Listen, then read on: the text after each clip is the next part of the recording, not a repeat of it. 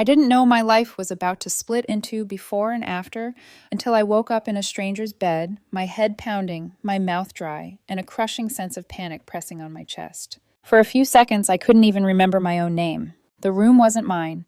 The ceiling was unfamiliar. The sheets smelled like detergent I didn't recognize.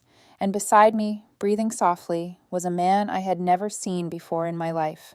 Someone I had never agreed to be with. That was the moment everything I believed about my marriage began to rot from the inside out. I was 35 years old, 6 years married, and I had never cheated on my husband. Not once, not even emotionally.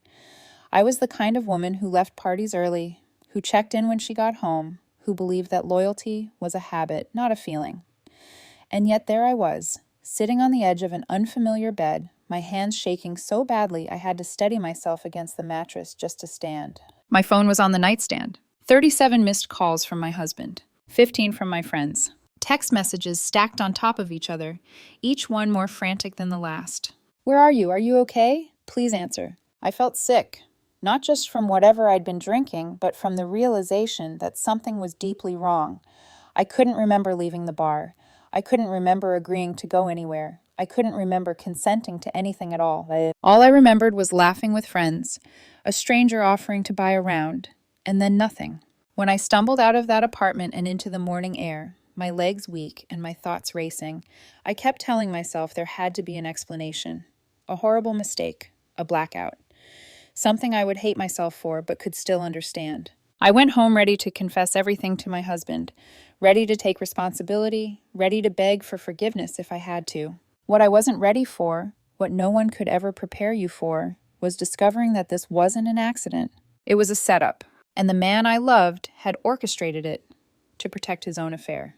That was the day I learned that betrayal doesn't always look like secrets and distance. Sometimes it looks like forgiveness that comes too easily. Sometimes it looks like love until you realize it was never real at all. My name is Hannah Carter.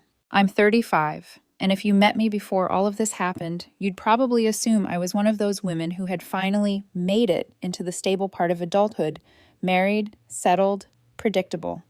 The kind of life where you buy the same groceries every week, argue about which streaming service to cancel, and talk about kids like it's a decision you can schedule neatly on a calendar. From the outside, that's exactly what my marriage looked like. My husband, Eric, 33, had this easy charm that made people relax around him. He wasn't loud, but he could make a room laugh. When we met in college, I remember thinking he was the kind of man who made life feel lighter, like the world didn't have to be so serious all the time. We met during sophomore year in a study group for an advanced economics course. I wasn't even supposed to be there at first. My friend dragged me along because she didn't want to go alone. I came for the grade. I stayed because Eric kept turning dry textbook concepts into jokes that actually made sense. The first time we went out, it wasn't romantic in the dramatic way movies like to sell you.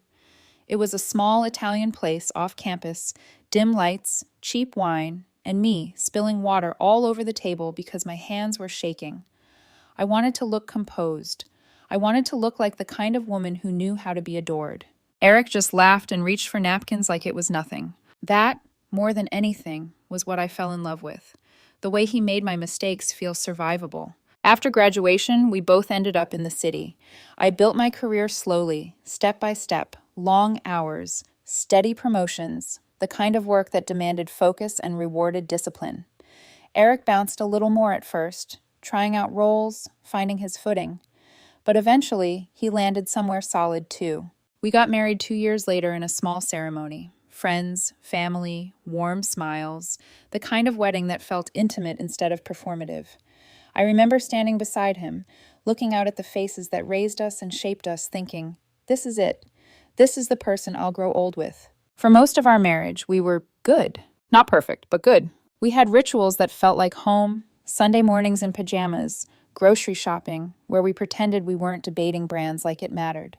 Nights on the couch watching movies, Eric's arm around my shoulders, his fingers absent-mindedly tracing circles like he was marking me as his.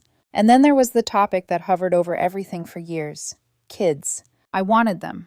Not as a fantasy, like some Instagram version of motherhood with matching outfits and clean kitchens, but as something real. I wanted a child's laughter in our house, wanted to build a family that felt safe. Eric wasn't ready. He always had a reason that sounded reasonable on its own. He wanted to focus on his career. He wanted us to travel more first. He wanted to wait until things felt stable. And because I loved him, I told myself stability was a shared goal. I told myself waiting wasn't the same as being denied. I told myself that if I kept being patient, if I kept being understanding, we'd eventually land in the same place. One thing Eric did always support, though, was my need for space sometimes. I'm not a party all the time woman. I recharge in quiet. Eric understood that, and he had his own version of freedom. He had a group of friends from high school, Tom, Matt, and Jason, and every Saturday night, like clockwork, they met at a bar called the Rusty Nail. It was their tradition, their little pocket of the past they carried into adulthood. The Rusty Nail was the kind of place that smelled like old wood and beer, with faded rock posters on the walls, and a bartender, Joe, who remembered your face even if you hadn't been in for weeks. Eric always came home a little buzzed, happy, full of stories that didn't matter, but somehow made him glow. I never worried about it. I never checked his phone, never asked for proof of where he was. I didn't want to be that wife. I wanted to be the wife who trusted. That's the part that still stings the most, because trust wasn't something Eric had to earn from me. I handed it to him. And on the Saturday night, everything collapsed. It started like any other. He kissed me on the forehead, told me he'd be home later, and walked out the door like a man with nothing to hide. And I watched him leave, thinking we were still the kind of couple who could survive anything. I didn't know he was walking into a plan, and I didn't know I was about to be turned into evidence against my own life. Looking back now, the warning signs weren't loud. They weren't dramatic. They were subtle enough to excuse, easy enough to explain away if you wanted to keep believing the version of your life that felt safe. Eric didn't suddenly become distant or cold. He didn't stop touching me or pulling me close in bed. If anything, he became gentler, more attentive, the kind of attentive that feels sweet until you realize it might be compensatory. There were little things I noticed but didn't press. Like how he started taking his phone with him everywhere, bathroom, shower, even when he just stepped out to take the trash down the hall. When I'd tease him about it, he'd smile and say, "Habit from work. Never know when something urgent comes up." It sounded reasonable. Or the way he became strangely agreeable whenever the topic of kids came up. He didn't shut it down anymore. He didn't argue. He'd just nod, squeeze my hand, and say, "Soon, I promise." That should have felt reassuring. Instead, it felt vague, like a word meant to end a conversation, not continue it. Our Saturdays settled into a predictable rhythm. Eric would leave around 8, telling me he'd text when he got home. I'd curl up with a book or watch something mindless, enjoying the quiet. Sometimes I'd fall asleep before he got back. Sometimes I'd be half awake when he slipped into bed, smelling like beer and bar food. That particular Saturday, the one that would later be dissected frame by frame in my mind, felt no different. He lingered a second longer in the doorway before leaving, turned back, kissed me twice instead of once. "Love you," he said. "Love you," I replied, already turning back to the sink. I didn't know that at the bar that night, someone else was watching him, someone I had never met. According to Eric's friends later, a man they didn't recognize approached their table sometime after 10. He introduced himself casually, like people do when alcohol blurs the lines of caution. Friendly, charismatic, confident in that way strangers can afford to be. He bought a round, then another, and somewhere between the laughter and the clinking glasses, Eric's night stopped belonging to him. While I sat at home thinking I was safe, while I assumed my husband was exactly where he said he'd be, something shifted without my consent. I didn't feel it in real time. I felt it later, in the hollow silence when the clock crept past midnight and I hadn't heard from him. I texted once, "Everything okay?" No response. I told myself he was drunk, that he'd text when he got home. By 2 a.m., the unease had settled in my chest like a weight. I called. It rang. Voicemail. By 3, I was pacing the living room, refreshing my phone like it might magically light up if I stared hard enough. I called his friends. No answer. By 4, fear replaced irritation. By 5, panic. I didn't sleep that night. I sat on the couch, phone clutched in my hand, replaying every version of our marriage in my head, searching for the moment where I could point and say, "This is where it started to go wrong." When the sun finally rose, I felt hollowed out, exhausted in a way that sleep couldn't fix. And then finally, my phone buzzed. It wasn't a text. It was Eric calling. Relief hit first, sharp and overwhelming. Then confusion. Then dread. His voice on the other end sounded strained, apologetic, almost rehearsed. Hannah, I need to come home. That was it. No explanation, no reassurance. Just 4 words that landed like a warning. By the time he walked through the door hours later, I was already bracing myself for a confession. I just didn't know that the truth was far worse than infidelity. Because infidelity assumes choice. What happened to me that night didn't involve one. And the person who knew that best was the man standing in front of me, pretending he was just as confused as I was. When Eric walked through the door that morning, I barely recognized him. His hair was disheveled, his eyes bloodshot, his movements stiff, like his body was still trying to remember how to function. He smelled like stale alcohol and something else, something sharp and unfamiliar. He didn't meet my eyes at first. He dropped his keys on the counter like they weighed 100 pounds and just stood there, breathing hard. I rushed toward him on instinct. Are you okay? I asked, my voice already cracking. I was so scared. I thought something happened to you. He nodded too quickly. I'm fine. I mean, physically. I messed up. That was the moment my stomach dropped. We sat down on the couch, the same couch where we'd spent lazy Sundays and late-night talks, the same couch where I'd once imagined holding a newborn between us. Eric stared at the floor, rubbing his hands together like he was trying to scrub something invisible off his skin. I don't remember everything, he said, but I woke up somewhere else, with someone else. The words hit me in slow motion. I felt heat rush to my face, then drain away just as fast. My ears rang. For a second, I thought I might pass out. Did you cheat on me? I asked. He flinched, like the word itself hurt him. I think so. I don't remember choosing it. I don't remember leaving the bar. I don't remember agreeing to anything. I listened, numb, as he described waking up in a stranger's bed. He couldn't even say who, only that there was a name he barely remembered. He panicked, grabbed his phone, and saw my missed calls. He kept saying, I'm sorry, over and over, like if he said it enough times, it would build a bridge back to who we were before. I didn't scream, I didn't throw anything, I didn't even cry right away. I just sat there, hands clenched in my lap, trying to reconcile the man I loved with the story I was hearing. I would never do this to you on purpose, he said softly. You know that, right? And the terrifying thing was, I believed him. Not completely, but enough. I asked questions he couldn't answer. What happened after the drinks? Who suggested leaving? Did he consent? Each time he shook his head. It's all blank, I swear. That should have scared me more than it did. But I was focused on the betrayal, not the violation. I told him I needed honesty above everything else. I told him I didn't know if I could forgive him, but I wanted the truth. He looked up at me then, eyes glossy, and said something that felt wrong even as I accepted it. I understand if you're angry, he said. If you want to leave, I wouldn't blame you. There was something rehearsed in the way he said it, like he'd practiced being the villain. I didn't see it then. What happened next confused me even more. Instead of exploding, Eric went quiet, thoughtful, almost relieved. I forgive you, he said suddenly. I blinked. Forgive me? For everything, he said gently. Whatever happened. We're human. We make mistakes. One night shouldn't erase 6 years. It was so unexpected I didn't know how to respond. He reached for my hand. I let him. I love you, he continued. We're stronger than this. A small, traitorous part of me felt grateful, relieved, like maybe this horrible thing wouldn't destroy us after all. But another part of me, the part that paid attention to tone and timing, felt unsettled. Forgiveness had come too fast. There was no anger, no shock, no distance. It was as if he'd already made peace with something I was still bleeding from. Over the next few days, Eric was attentive in a way that felt almost exaggerated.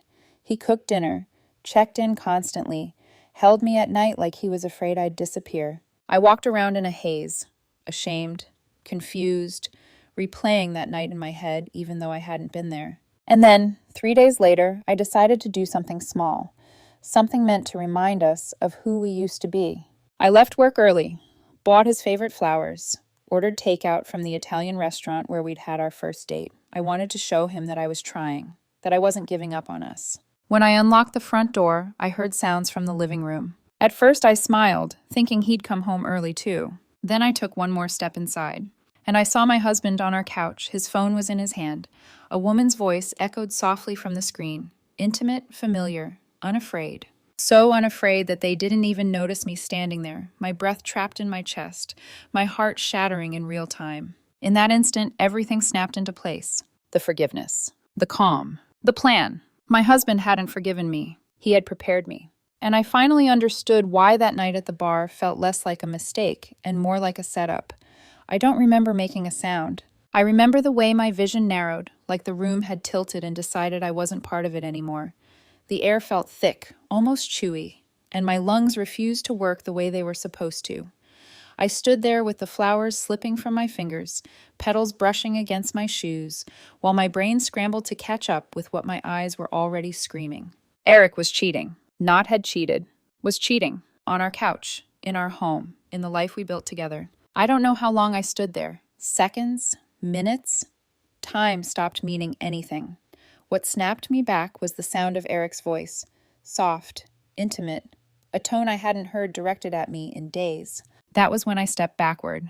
Quietly. Instinct took over. Survival instinct. I didn't scream. I didn't confront him. I didn't throw the flowers or slam the door. I just left. I walked out of my own house like I was the intruder. Once I was in my car, my hands started shaking so badly I had to sit there with the engine off, forehead pressed to the steering wheel, breathing in shallow, panicked gasps. My heart was racing, not just from shock, but from clarity. Everything finally made sense. The instant forgiveness, the calm acceptance, the lack of anger. Eric hadn't been forgiving. He'd been covered. I drove without thinking, letting muscle memory steer me somewhere, anywhere, away from the house. I ended up at a small park across town, one we used to go to early in our relationship. I parked and just sat there, staring through the windshield at families walking dogs, couples holding hands, kids laughing like the world was simple. I felt like I'd fallen through a crack no one else could see. I replayed the night at the bar in my head, piece by piece, even though I hadn't been there. The stranger buying drinks, Eric losing memory, waking up somewhere else, the way he'd framed it as a mutual mistake, something we both needed to forgive and move past. Except it wasn't mutual, and it wasn't a mistake. My chest tightened as a darker realization settled in. If Eric was capable of betraying me this thoroughly, lying, manipulating, using my confusion as a shield, what else had he done? How long had this been going on? How many truths had been rewritten to keep me compliant? I checked into a hotel that night. I didn't tell Eric where I was.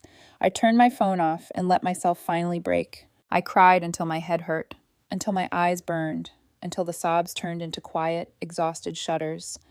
Grief doesn't arrive neatly. It crashes. It steals your breath and leaves you disoriented in a life that suddenly feels unfamiliar. The next morning, I went back. Not because I was ready to forgive, because I needed answers. Eric was there when I walked in, pacing like he'd been waiting for hours. He rushed toward me, relief flooding his face. "Where were you?" he asked. I was worried sick. The irony almost made me laugh. I didn't raise my voice. I didn't cry. I asked one question. "How long?" His face drained of color. "How long have you been cheating on me?" I repeated. He started talking all at once, apologies layered on justifications, explanations tangled with excuses. 6 months.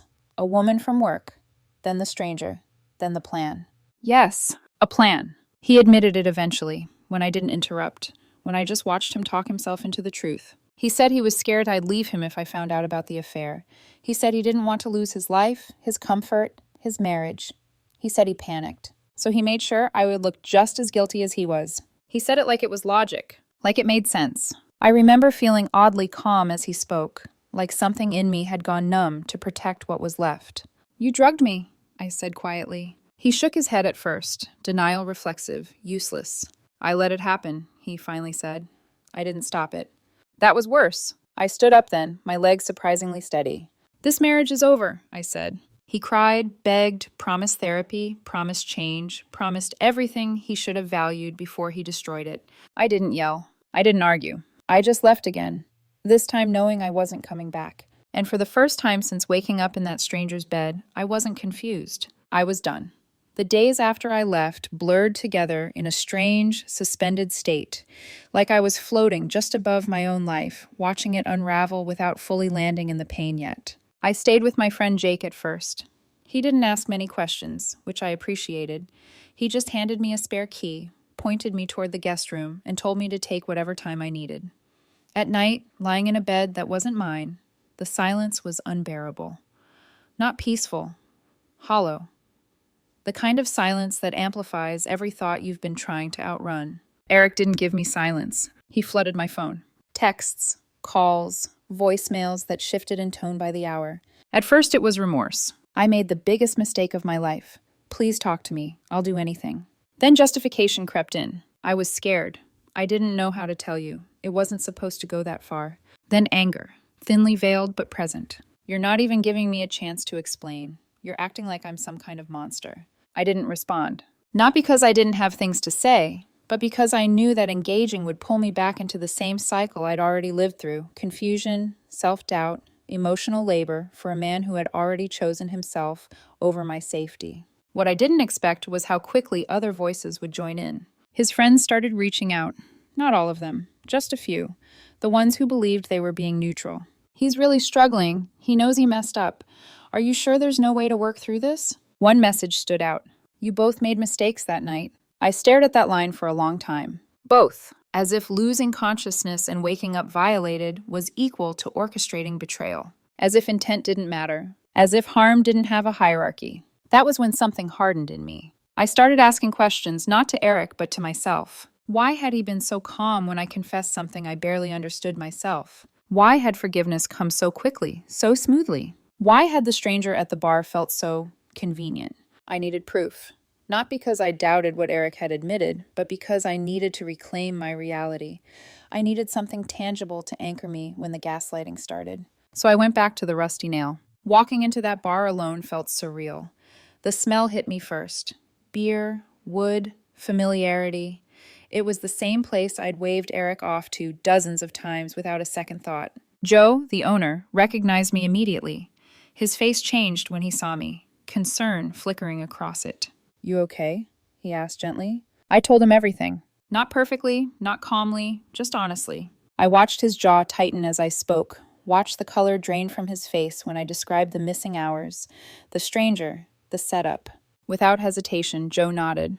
We still have the footage. My heart pounded as he led me into the back room. The screen flickered to life. There it was, Eric laughing. A man I didn't know. Mike, leaning in too close. Drinks arriving. One moment, clear and upright. The next, slurring, swaying, visibly impaired, far faster than alcohol alone would explain. And then the moment that shattered any remaining doubt. Mike's hand. My husband's glass. A subtle movement, practiced, deliberate. I covered my mouth as bile rose in my throat. And then Eric, standing up, nodding, following. He wasn't dragged. He chose to go, not resisting. Not confused, complicit. The footage showed Mike helping Eric out the door. And a few seconds later, Eric's phone lighting up. Incoming calls. My calls. Unanswered. I left the bar with a copy of the footage and a numbness so deep it felt almost peaceful. There was no ambiguity left. No room for Eric to reframe the story. That night, I contacted a lawyer. She didn't soften it for me. What your husband did, she said calmly, is not just infidelity. It's facilitation of assault. Hearing it framed that way made my hands tremble, but it also grounded me. Because what happened wasn't just a relationship problem. It was a violation. Eric found out I'd gone to a lawyer before I told him. Someone tipped him off. Maybe Joe. Maybe a mutual friend. I didn't ask. He showed up at Jake's apartment unannounced 2 days later. I didn't let him in. He stood in the hallway, voice shaking, eyes red, hands out like he was pleading with something sacred. I didn't think it would hurt you like this, he said. I stared at him through the cracked door. You didn't think, I replied. That was the truth. He wasn't cruel because he hated me. He was cruel because my safety ranked lower than his comfort. When I closed the door, I felt something shift. Not relief, not closure, but resolve. This wasn't about fixing a marriage anymore. This was about surviving what came next. Because when people realize they're losing control, they don't always let go quietly. And Eric was about to lose everything he'd built his lies on. The darkest moments don't always arrive with noise. Sometimes they settle in quietly, like fog, until you don't realize how lost you are until you can't see your way out. After I closed the door on Eric that night, the adrenaline drained from my body all at once. I sank down against the wall, my legs giving out beneath me, and for the first time since everything began, I felt truly empty. Not angry, not shocked, just hollow. Jake knocked softly from inside the apartment, asking if I was okay. I told him I was fine, because it was easier than explaining the truth, that I didn't feel like a person anymore. I felt like evidence, like a cautionary tale, like something broken that everyone else was examining from a safe distance. That night, sleep didn't come. Every time I closed my eyes, my mind replayed the footage from the bar, the subtle movement of Mike's hand, the way Eric followed without hesitation, the unanswered calls lighting up his phone. I kept thinking about how calmly Eric had looked at me on the couch that morning, how easily he'd stepped into the role of the remorseful husband. How practiced it all seemed. I wondered how many times I'd mistaken performance for love. The next few days were worse. Word spread, never in full, never accurately. Pieces of the story floated back to me through texts and side conversations. Some people were sympathetic. Others were uncomfortable, like my pain was an inconvenience they didn't want to sit with. A few people asked questions that made my stomach twist. Are you sure it wasn't just too much to drink? Why didn't you leave the bar earlier? Do you think maybe he panicked and made a bad call? Each question landed like a small accusation. I stopped answering my phone. I stopped going out unless I had to. At work, I went through the motions. Emails, meetings, deadlines, smiling when required, nodding at the right moments. While inside, I felt like I was watching myself from far away. My body showed up. My mind hovered somewhere else entirely. One afternoon, alone in the guest room, I caught my reflection in the mirror and didn't recognize the woman staring back.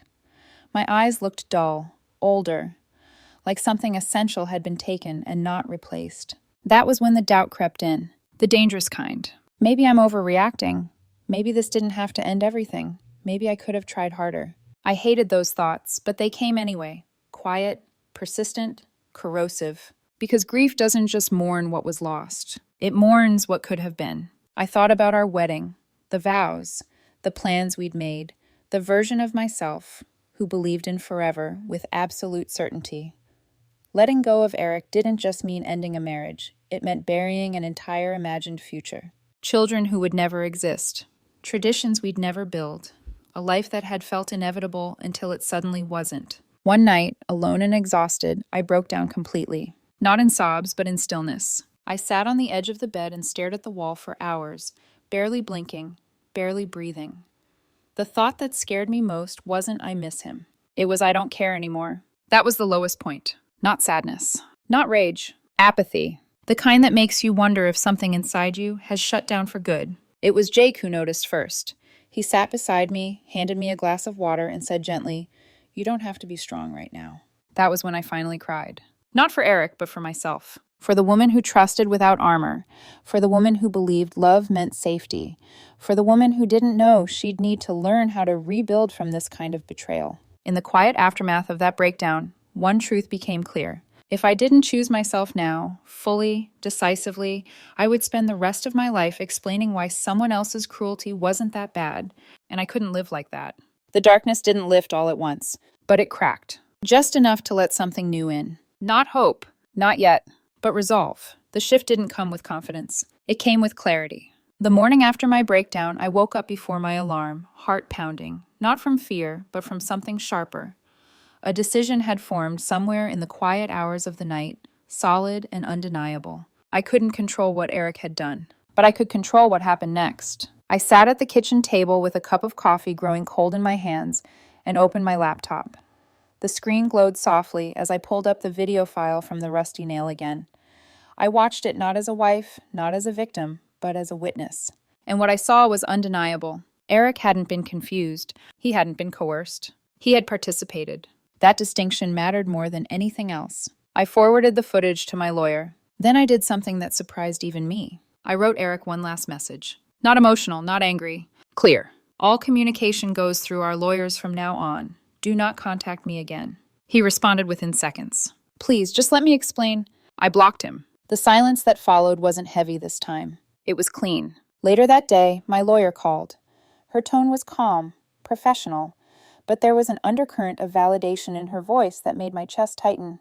You're doing the right thing, she said. This is serious, and you're protecting yourself.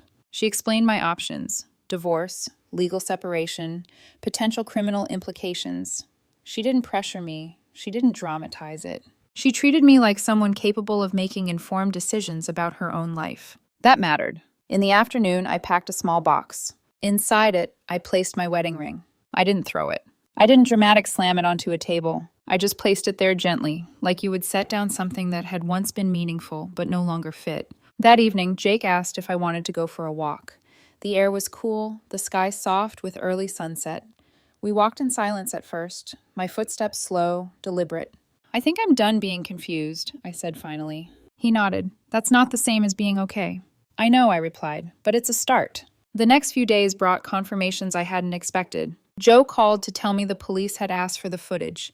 He didn't know details, just that the investigation was moving forward. He apologized again, even though he'd done nothing wrong. Friends I hadn't heard from in years reached out, not with questions, not with advice, but with quiet support. Messages that said, I'm here, instead of, what happened? And then, the moment that sealed everything. I ran into Mike. Pure coincidence. A coffee shop near my office. He didn't recognize me at first. When he did, his face went pale. He didn't speak.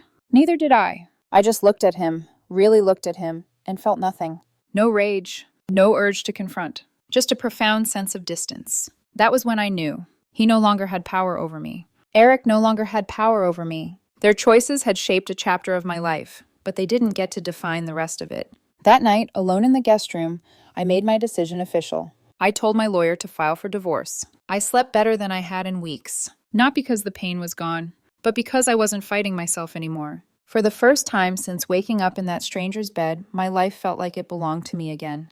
The fallout didn't explode all at once. It arrived in waves, quiet at first, then impossible to ignore. Once the divorce papers were filed, Eric's world began to contract. Not dramatically, not publicly at first, but in the subtle ways that matter more. Invitations stopped.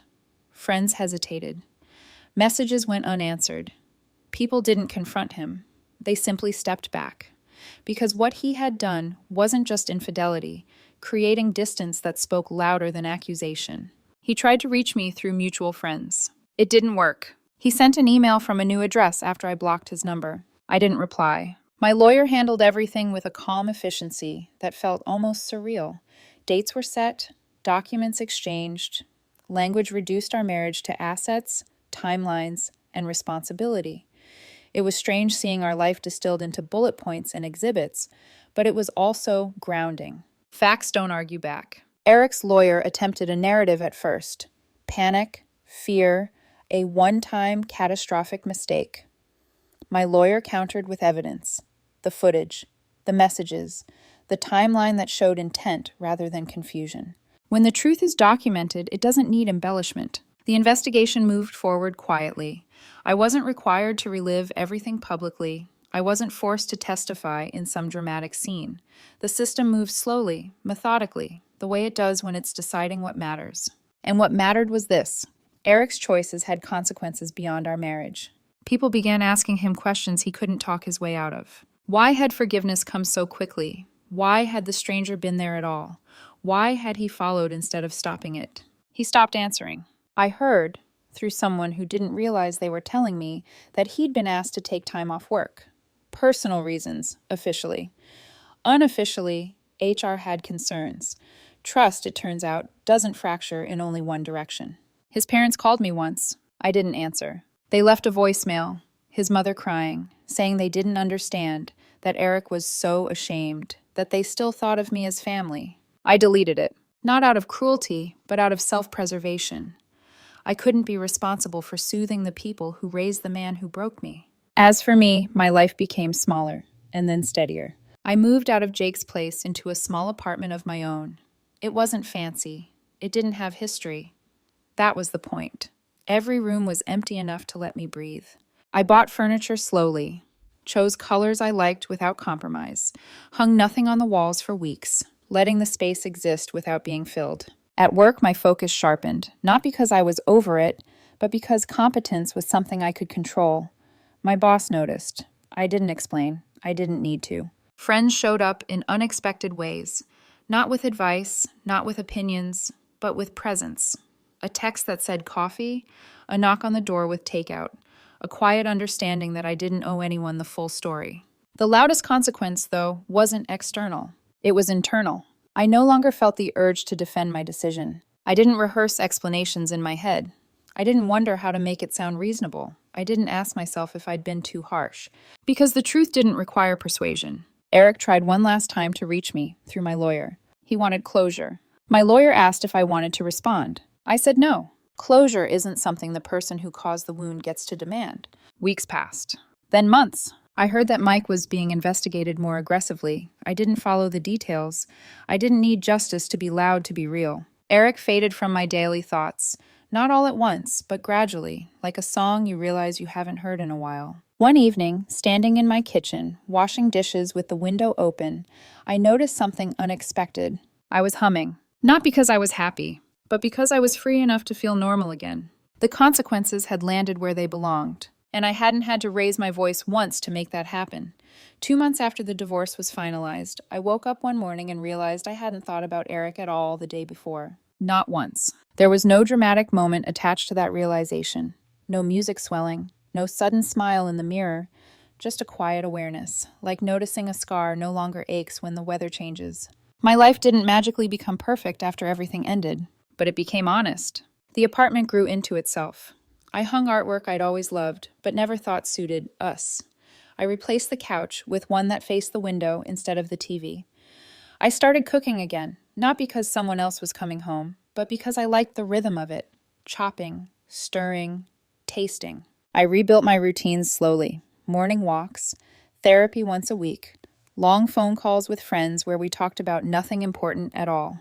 I learned the difference between loneliness and solitude, and discovered that solitude, when chosen, can be deeply comforting. Sometimes memories still surface. A song, a place, a photo I haven't thrown away yet. When they do, I let them pass through me without fighting them.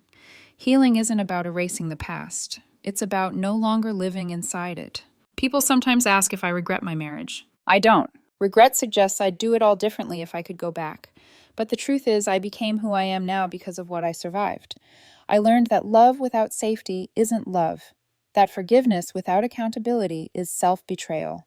That trust, once broken in this way, isn't something you work through with effort alone. And I learned something else, something I wish every woman watching this could hear clearly. You are not cruel for choosing yourself. You are not dramatic for refusing to explain harm away. You are not obligated to stay where your body, your dignity, or your truth were sacrificed for someone else's comfort. The house is quiet now, sometimes too quiet. But it's my quiet. No secrets, no fear, no apologies owed to anyone but myself. I don't know what my life will look like 5 years from now. I don't know who I'll love next, or when, or how. I'm not rushing to fill the space that was left behind. For the first time in a long time, I'm not waiting for something to happen to me. I'm living. And that, after everything, is more than enough.